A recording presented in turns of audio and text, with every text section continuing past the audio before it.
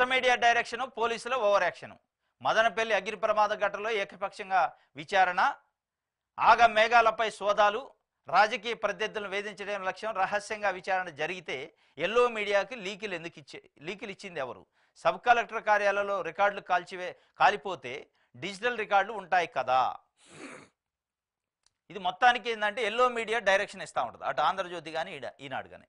ఇలా రాష్ట్రంలో ఉన్న ఐఏఎస్ ఐపీఎస్ ఆఫీసర్లకి ప్రభుత్వానికి డైరెక్షన్ ఇచ్చేది ఏం చేయాలనేది ఎవరంటే ఆంధ్రజ్యోతి పత్రిక, నెక్స్ట్ ఈనాడు పత్రిక.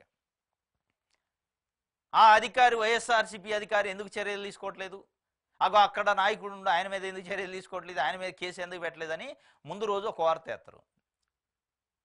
వైఎస్ఆర్సీపీ అధికారులు, వైఎస్ఆర్సీపీ ఐపీఎస్లు, అంటే ఐపీఎస్లో కూడా వైఎస్ఆర్సీపీ వాళ్ళు ఉంటారు, తెలుగుదేశం పార్టీ వాళ్ళు ఉంటారు. అంటే వైఎస్ఆర్సీపీకి ఐపీఎస్లు, వైఎస్ఆర్సీపీకి ఐఏఎస్లు ఉన్నారంటే అటు తెలుగుదేశం పార్టీకి కూడా ఉన్నట్టే కదా.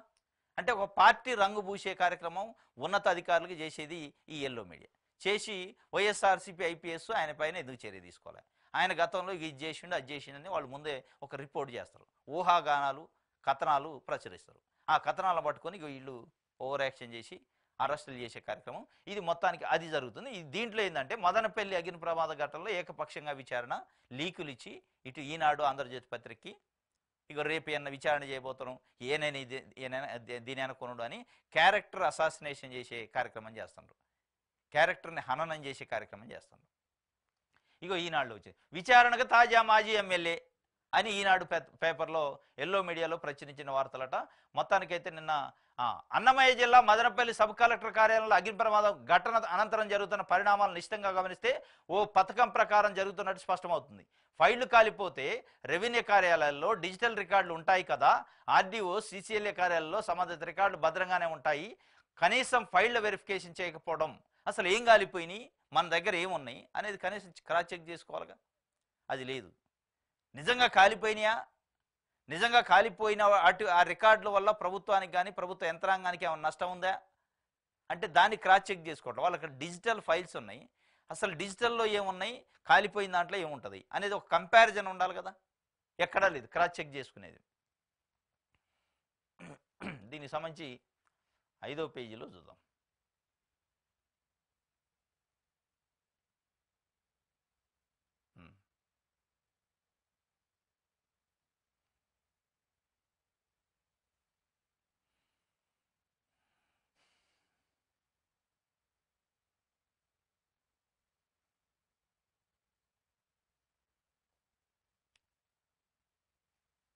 ఓకే, ఇది ఇది పచ్చ మీడియా డైరెక్షన్, పోలీసుల ఓవర్ యాక్షన్. ఎలాంటి తప్పు చేయలేదని మాజీ ఎమ్మెల్యే నవాజ్ పాషా చెప్తుండు. కానీ ఇదే నవాజ్ పాషా పైన అనేక సార్లు ఆంధ్రజ్యోతి ఈనాడు పత్రిక ఆయన తప్పు చేసిండు, పెద్దిరెడ్డి పిఏ ఇంట్లో సోదాలు జరుగుతున్నాయి, ఎవరి మాధవరెడ్డి అని ఎవరు ఈనాడులో ప్రచురితమైంది.